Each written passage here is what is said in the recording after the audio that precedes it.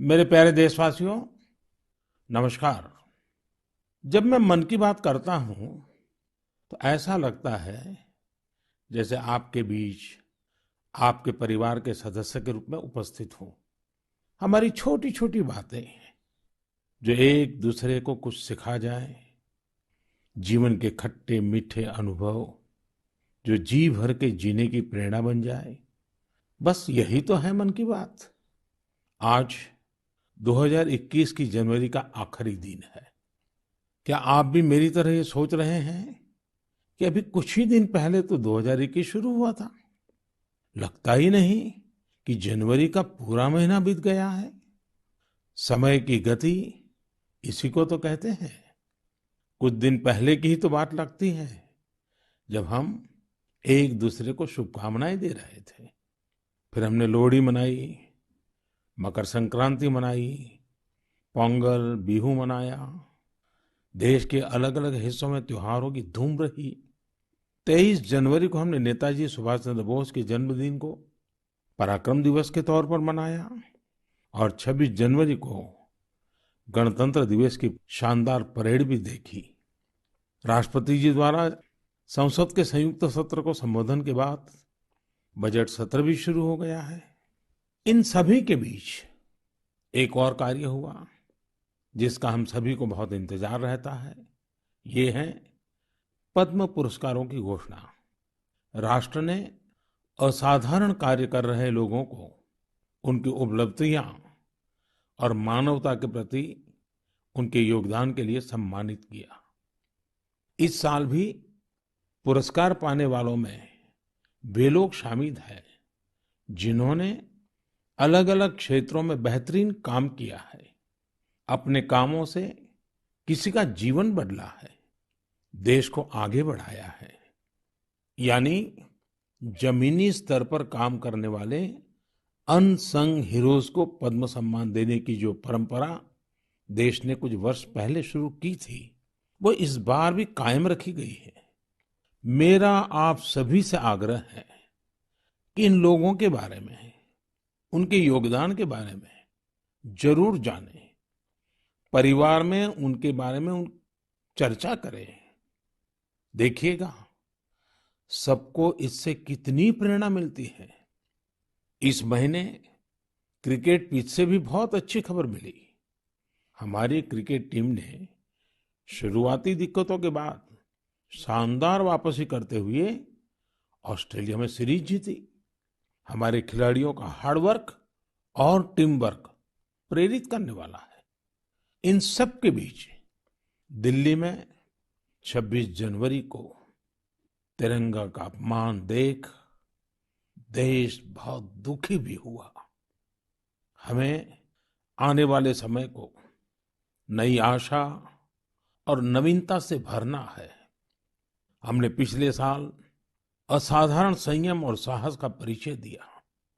इस साल भी हमें कड़ी मेहनत करके अपने संकल्पों को सिद्ध करना है। अपने देश को और तेज गति से आगे ले जाना है। मेरे प्यारे देशवासियों, इस साल की शुरुआत के साथ ही कोरोना के खिलाफ हमारी लड़ाई को भी करीब करीब एक साल पूरा हो गया है। जैसे कोरोना के खिलाफ भारत की लड़ाई एक उदाहरण बनी है, वैसे ही अब हमारा वैक्सीनेशन प्रोग्राम भी दुनिया में एक मिसाल बन रहा है। आज भारत दुनिया का सबसे बड़ा कोविड वैक्सीन प्रोग्राम चला रहा है। आप जानते हैं और भी ज्यादा गर्व की बात क्या है? हम सबसे बड़े वैक्सीन प्रोग्राम के साथ ही दुनिया में सबसे तेज गति से अपने नागरिकों का वैक्सीनेशन भी कर रहे हैं। सिर्फ 15 दिन में भारत अपने 30 लाख से ज्यादा कोरोना वॉरियर का टीकाकरण कर चुका है, जबकि अमेरिका जैसे समृद्ध देश को इसी काम में 18 दिन लगे थे और ब्रिटेन को 36 दिन। साथियों, मेड इन इंडिया वैक्सीन आज भारत की आत्मनिर्भरता का तो प्रतीक है ही, भारत के आत्मगौरव का भी प्रतीक है। नमो ऐप पर यूपी से भाई हिमांशु यादव ने लिखा है कि मेड इन इंडिया वैक्सीन से मन में एक नया आत्मविश्वास आ गया है। मदुरई से कीर्ति जी लिखती हैं कि उनके कई विदेशी दोस्त उनको मैसेज भेजकर भारत का शुक्रिया अदा कर रहे हैं। कीर्ति जी के दोस्तों ने उन्हें लिखा है कि भारत ने जिस तरह कोरोना से लड़ाई में दुनिया की मदद की है, उससे भारत के बारे में उनके मन में इज्जत और भी बढ़ गई है। कीर्ति जी, देश का ये गौरवगान सुनकर मन की बात के श्रोताओं को भी गर्व होता है। आजकल मुझे भी अलग अलग देशों के राष्ट्रपति और प्रधानमंत्रियों की तरफ से भारत के लिए ऐसे ही संदेश मिलते हैं। आपने भी देखा होगा, अभी ब्राजील के राष्ट्रपति ने ट्वीट करके जिस तरह से भारत को धन्यवाद दिया है, वो देखकर हर भारतीय को कितना अच्छा लगा।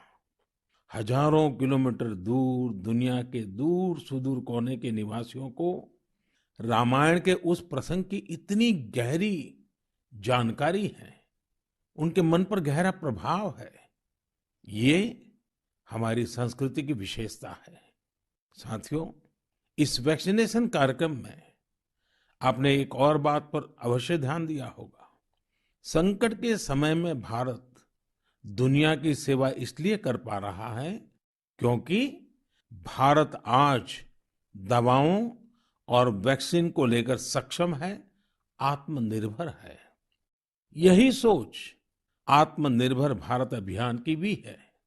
भारत जितना सक्षम होगा, उतनी ही अधिक मानवता की सेवा करेगा, उतना ही अधिक लाभ दुनिया को होगा। मेरे प्यारे देशवासियों, हर बार आपके ढेर सारे पत्र मिलते हैं। नमो ऐप और माय गॉव पर आपके मैसेजेस, फोन कॉल्स के माध्यम से आपकी बातें जानने का अवसर मिलता है। इन्हीं संदेशों में एक ऐसा भी संदेश है जिसने मेरा ध्यान खींचा। ये संदेश है बहन प्रियंका पांडे जी का। 23 साल की बेटी प्रियंका जी हिंदी साहित्य की विद्यार्थिनी है और बिहार के सिवान में रहती है। प्रियंका जी ने नमो ऐप पर लिखा है कि वो देश के 15 घरेलू पर्यटन स्थलों पर जाने के मेरे सुझाव से बहुत प्रेरित हुई थी। इसलिए 1 जनवरी को वो एक जगह के लिए निकली जो बहुत खास थी। वे जगह थी उनके घर से 15 किलोमीटर दूर देश के पहले राष्ट्रपति डॉक्टर राजेंद्र प्रसाद जी का पैतृक निवास। प्रियंका जी ने बड़ी सुंदर बात लिखी है कि अपने देश की महान विभूतियों को जानने की दिशा में उनका ये पहला कदम था। प्रियंका जी को वहां डॉक्टर राजेंद्र प्रसाद जी द्वारा लिखी गई पुस्तकें मिली, अनेक ऐतिहासिक तस्वीरें मिली। वाकई प्रियंका जी, आपका यह अनुभव दूसरों को भी प्रेरित करेगा। साथियों, इस वर्ष से भारत अपनी आजादी के 75 वर्ष का समारोह अमृत महोत्सव शुरू करने जा रहा है। ऐसे में यह हमारे उन महानायकों से जुड़ी स्थानीय जगहों का पता लगाने का बेहतरीन समय है जिनकी वजह से हमें आजादी मिली।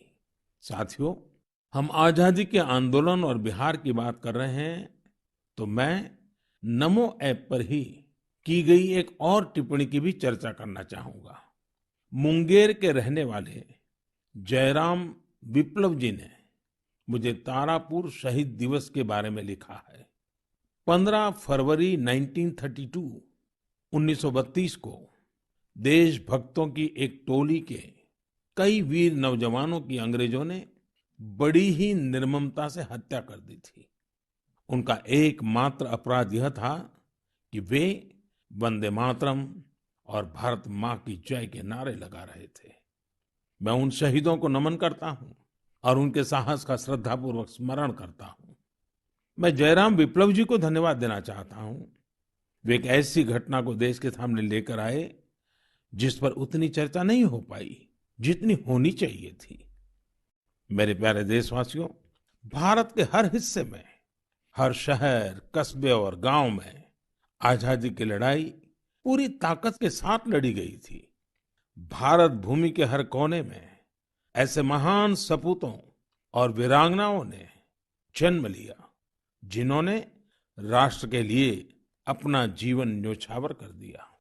ऐसे में यह बहुत महत्वपूर्ण है कि हमारे लिए किए गए उनके संघर्षों और उनसे जुड़ी यादों को हम संजो कर रखें और इसके लिए उनके बारे में लिखकर हम अपनी भावी पीढ़ियों के लिए उनकी स्मृतियों को जीवित रख सकते हैं। मैं सभी देशवासियों को और खास करके अपने युवा साथियों को आह्वान करता हूं कि ये देश के स्वतंत्रता सेनानियों के बारे में, आजादी से जुड़ी घटनाओं के बारे में लिखें। अपने इलाके में स्वतंत्रता संग्राम के दौर की वीरता की गाथाओं के बारे में किताबें लिखें। अब जबकि भारत अपनी आजादी के 75 वर्ष मनाएगा, तो आपका लेखन आजादी के नायकों के प्रति उत्तम श्रद्धांजलि होगी। यंग राइटर्स के लिए इंडिया 75 के निमित्त एक इनिशिएटिव शुरू किया जा रहा है। इससे सभी राज्यों और भाषाओं के युवा लेखकों को प्रोत्साहन मिलेगा। देश में बड़ी संख्या में ऐसे विषयों पर लिखने वाले राइटर्स तैयार होंगे जिनका भारतीय विरासत और संस्कृति पर गहन अध्ययन होगा। हमें ऐसी उभरती प्रतिभाओं की पूरी मदद करनी है। इससे भविष्य की दिशा निर्धारित करने वाले थॉट लीडर्स का एक वर्ग भी तैयार होगा। मैं अपने युवा मित्रों को इस पहल का हिस्सा बनने और अपने साहित्यिक कौशल का अधिक से अधिक उपयोग करने के लिए आमंत्रित करता हूं। इससे जुड़ी जानकारियां शिक्षा मंत्रालय की वेबसाइट से प्राप्त कर सकते हैं। मेरे प्यारे देशवासियों, मन की बात में श्रोताओं को क्या पसंद आता है, ये आप ही बेहतर जानते हैं। लेकिन मुझे मन की बात में सबसे अच्छा ये लगता है कि मुझे बहुत कुछ जानने, सीखने और पढ़ने को मिलता है। एक प्रकार से परोक्ष रूप से आप सबसे जुड़ने का अवसर मिलता है। किसी का प्रयास, किसी का जज्बा, किसी का देश के लिए कुछ कर गुजर जाने का जुनून, यह सब मुझे बहुत प्रेरित करते हैं, ऊर्जा से भर देते हैं। हैदराबाद के बोयिनपल्ली में एक स्थानीय सब्जी मंडी किस तरह अपने दायित्व को निभा रही है, ये पढ़कर भी मुझे बहुत अच्छा लगा। हम सब ने देखा है कि सब्जी मंडियां में अनेक वजहों से काफी सब्जी खराब हो जाती है।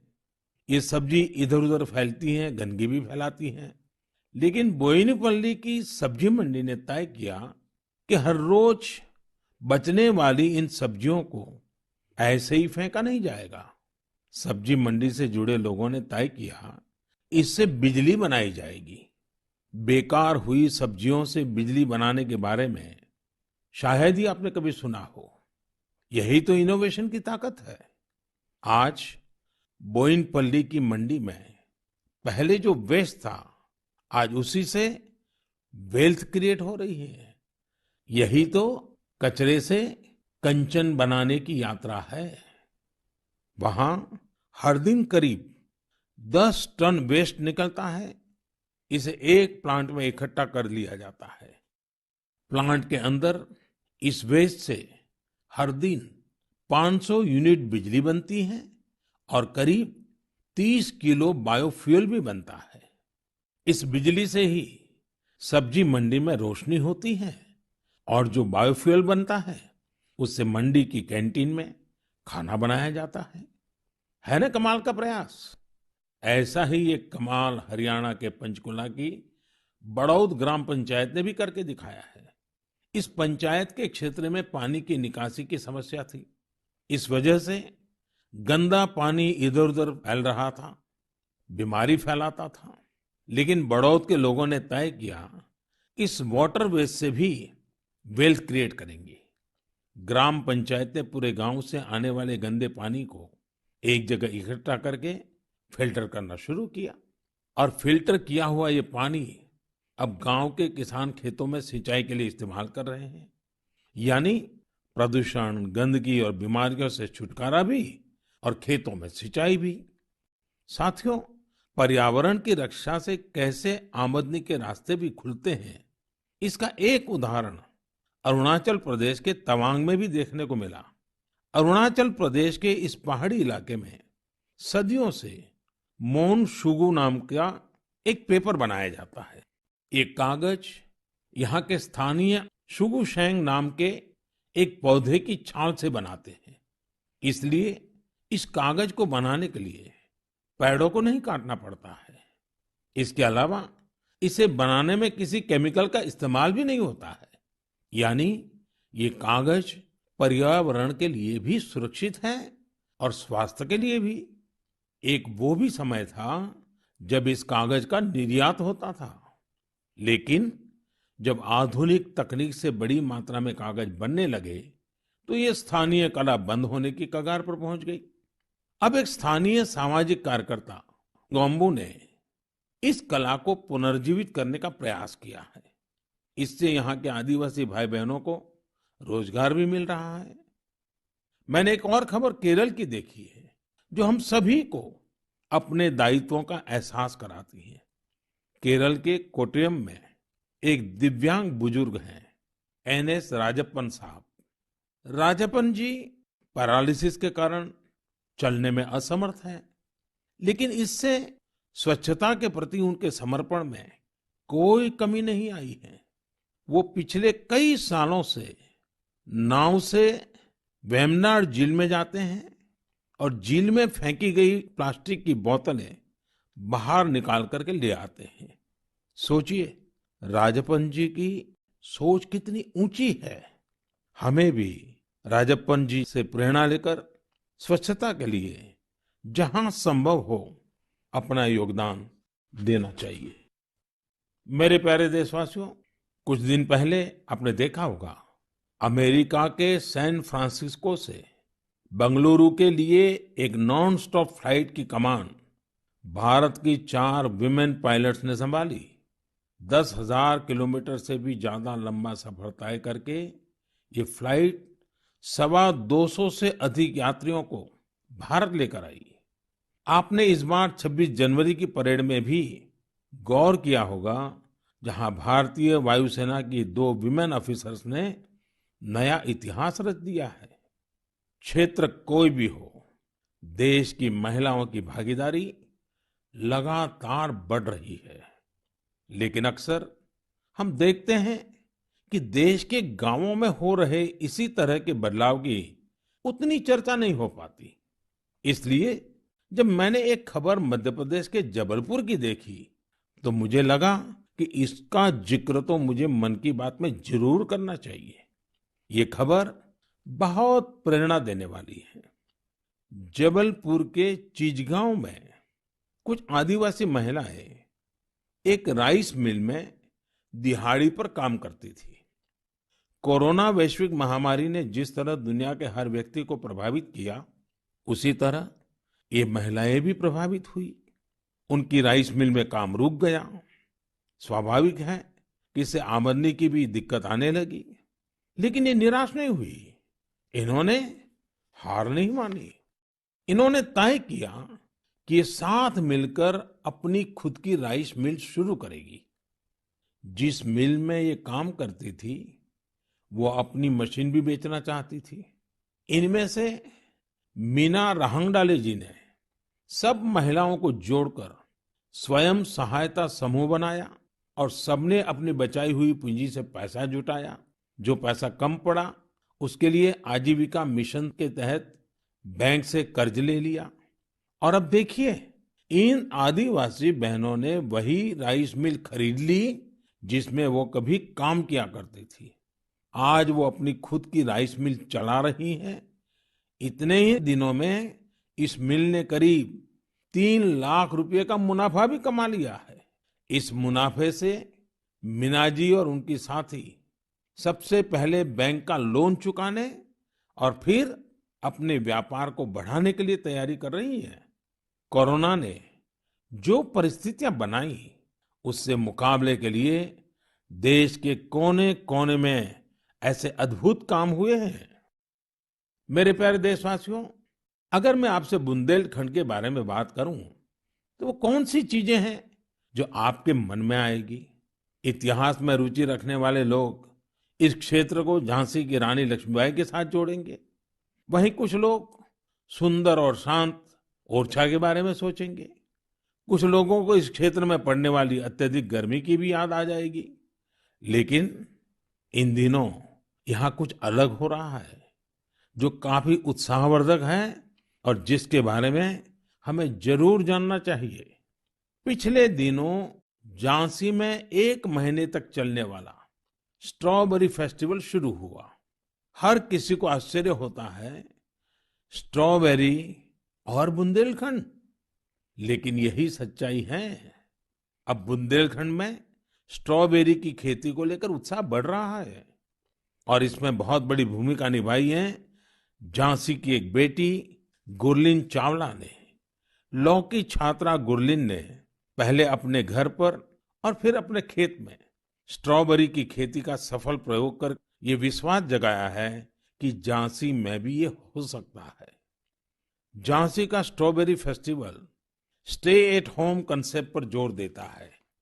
इस महोत्सव के माध्यम से किसानों और युवाओं को अपने घर के पीछे खाली जगह पर या छत पर टेरेस गार्डन में बागवानी करने और स्ट्रॉबेरीज उगाने के लिए प्रोत्साहित किया जा रहा है। नई टेक्नोलॉजी की मदद से ऐसे ही प्रयास देश के अन्य हिस्सों में भी हो रहे हैं। जो स्ट्रॉबेरी कभी पहाड़ों की पहचान थी, वो अब कच्छ की रेतीली जमीन पर भी होने लगी हैं। किसानों की आय बढ़ रही है। साथियों, स्ट्रॉबेरी फेस्टिवल जैसे प्रयोग इनोवेशन की स्पिरिट को तो प्रदर्शित करते ही हैं, साथ ही यह भी दिखाते हैं कि हमारे देश का कृषि क्षेत्र कैसे नई टेक्नोलॉजी को अपना रहा है। साथियों, खेती को आधुनिक बनाने के लिए सरकार प्रतिबद्ध है और अनेक कदम उठा भी रही है। सरकार के प्रयास आगे भी जारी रहेंगे। मेरे प्यारे देशवासियों, कुछ ही दिन पहले मैंने एक वीडियो देखा। वह वीडियो पश्चिम बंगाल के वेस्ट मिदनापुर स्थित नया पिंगला गांव के एक चित्रकार सरमुद्दीन का था। वो प्रसन्नता व्यक्त कर रहे थे कि रामायण पर बनाई उनकी पेंटिंग 2 लाख रुपए में बिकी है। इससे उनके गांव वालों को भी काफी खुशी मिली है। इस वीडियो को देखने के बाद मुझे इसके बारे में और अधिक जानने की उत्सुकता हुई। इसी क्रम में मुझे पश्चिम बंगाल से जुड़ी एक बहुत अच्छी पहल के बारे में जानकारी मिली, जिसे मैं आपके साथ जरूर साझा करना चाहूंगा। पर्यटन मंत्रालय के रीजनल ऑफिस ने महीने के शुरू में ही बंगाल के गांवों में एक इनक्रेडिबल इंडिया वीकेंड गेटवे की शुरुआत की। इसमें पश्चिम मिदनापुर, बांकुरा, बीरभूम, पुरुलिया, पूर्व बर्धमान, वहां के हस्तशिल्प कलाकारों ने विजिटर्स के लिए हैंडीक्राफ्ट वर्कशॉप आयोजित की। मुझे यह भी बताया गया कि इनक्रेडिबल इंडिया वीकेंड गेटवे के दौरान हैंडीक्राफ्ट्स की जो कुल बिक्री हुई, वो हस्तशिल्पकारों को बेहद प्रोत्साहित करने वाली है। देश भर में लोग भी नए नए तरीकों से हमारी कला को लोकप्रिय बना रहे हैं।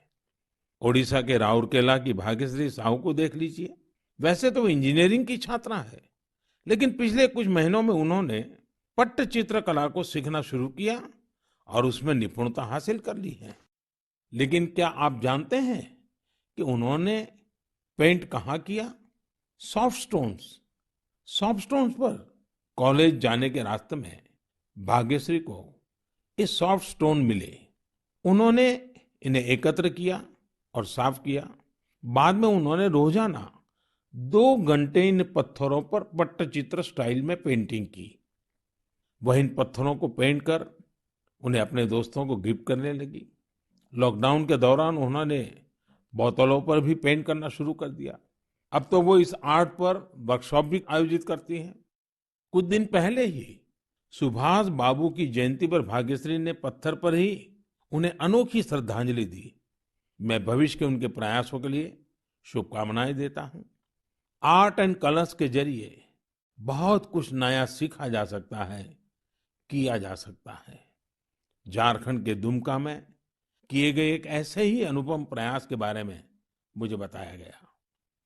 यहाँ मिडिल स्कूल के एक प्रिंसिपल ने बच्चों को पढ़ाने और सिखाने के लिए गांव की दीवारों को ही अंग्रेजी और हिंदी के अक्षरों से पेंट करवा दिया। साथ ही उसमें अलग अलग चित्र भी बनाए गए हैं। इससे गांव के बच्चों को काफी मदद मिल रही है। मैं ऐसे सभी लोगों का अभिनंदन करता हूं जो इस प्रकार के प्रयासों में लगे हैं।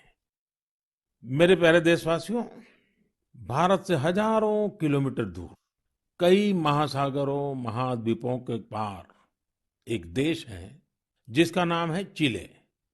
भारत से चिले पहुंचने में बहुत अधिक समय लगता है, लेकिन भारतीय संस्कृति की खुशबू वहां बहुत समय पहले से ही फैली हुई है।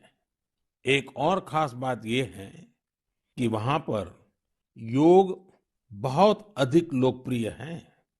आपको यह जानकर अच्छा लगेगा कि चिले की राजधानी सैंटियागो में 30 से ज्यादा योग विद्यालय हैं। चिले में अंतर्राष्ट्रीय योग दिवस भी बड़े ही उत्साह से मनाया जाता है। मुझे बताया गया है कि हाउस ऑफ डेप्यूटीज में योग दिवस को लेकर बहुत ही गर्मजोशी भरा माहौल होता है। कोरोना के इस समय में इम्यूनिटी पर जोर और इम्यूनिटी बढ़ाने में योग की ताकत को देखते हुए अब वे लोग योग को पहले से कहीं ज्यादा महत्व दे रहे हैं। चिले की कांग्रेस यानी वहां की पार्लियामेंट ने एक प्रस्ताव पारित किया है। वहां 4 नवंबर को नेशनल योगा डे घोषित किया गया है। अब आप ये सोच सकते हैं कि आखिर 4 नवंबर में ऐसा क्या है। 4 नवंबर 1962 को ही चिले का पहला योग संस्थान होजे राफाल एस्ट्राडा द्वारा स्थापित किया गया था। इस दिन को नेशनल योगा डे घोषित करके एस्ट्राडा जी को भी श्रद्धांजलि दी गई है। चिले की पार्लियामेंट द्वारा यह एक विशेष सम्मान है जिस पर हर भारतीय को गर्व है। वैसे चिले की संसद से जुड़ी एक और बात आपको दिलचस्प लगेगी। चिले सीनेट के वाइस प्रेसिडेंट का नाम रविंद्रनाथ क्विंटेरॉस है। उनका यह नाम विश्व कवि गुरुदेव टैगोर से प्रेरित होकर रखा गया है। मेरे प्यारे देशवासियों, माय गॉव पर महाराष्ट्र के जालना के डॉक्टर स्वप्निल मंत्री और केरल के पलक्कड़ के प्रहलाद राजगोपालन ने आग्रह किया है कि मैं मन की बात में सड़क सुरक्षा पर भी आपसे बात करूं। इसी महीने 18 जनवरी से 17 फरवरी तक हमारा देश सड़क सुरक्षा माह यानी रोड सेफ्टी मंथ भी मना रहा है। सड़क हादसे आज हमारे देश में ही नहीं, पूरी दुनिया में चिंता का विषय है।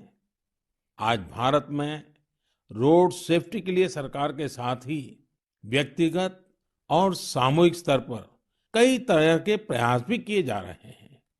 जीवन बचाने के इन प्रयासों में हम सबको सक्रिय रूप से भागीदार बनना चाहिए। साथियों, आपने ध्यान दिया होगा, बॉर्डर रोड ऑर्गेनाइजेशन जो सड़कें बनाती हैं, उससे गुजरते हुए आपको बड़े ही इनोवेटिव स्लोगन्स देखने को मिलते हैं। This is highway not runway, या फिर be mister late than late mister. ये स्लोगन्स सड़क पर सावधानी बरतने को लेकर लोगों को जागरूक करने में काफी प्रभावी होते हैं। अब आप भी ऐसे ही इनोवेटिव स्लोगन्स या कैच फ्रेजेस माय गॉव पर भेज सकते हैं। आपके अच्छे स्लोगन्स भी इस अभियान में उपयोग किए जाएंगे। साथियों, रोड सेफ्टी के बारे में बात करते हुए मैं नमो ऐप पर कोलकाता की अपर्णा दास जी की एक पोस्ट की चर्चा करना चाहूंगा। अपर्णा जी ने मुझे फास्टैग प्रोग्राम पर बात करने की सलाह दी है। उनका कहना है कि फास्टैग से यात्रा का अनुभव ही बदल गया है। इससे समय की तो बचत होती ही है, टोल प्लाजा पर रुकने, कैश पेमेंट की चिंता करने जैसी दिक्कतें भी खत्म हो गई हैं। अपर्णा जी की बात सही भी है। पहले हमारे यहाँ टोल प्लाजा पर एक गाड़ी को औसतन 7 से 8 मिनट लग जाते थे, लेकिन फास्टैग आने के बाद ये समय औसतन सिर्फ 1.5-2 मिनट रह गया है। टोल प्लाजा पर वेटिंग टाइम में कमी आने से गाड़ी के ईंधन की बचत भी हो रही है। इससे देशवासियों के करीब 21,000 करोड़ रुपए बचने का अनुमान है। यानी पैसे की भी बचत और समय की भी बचत। मेरा आप सभी से आग्रह है कि सभी दिशा निर्देशों का पालन करते हुए अपना भी ध्यान रखें और दूसरों का जीवन भी बचाएं।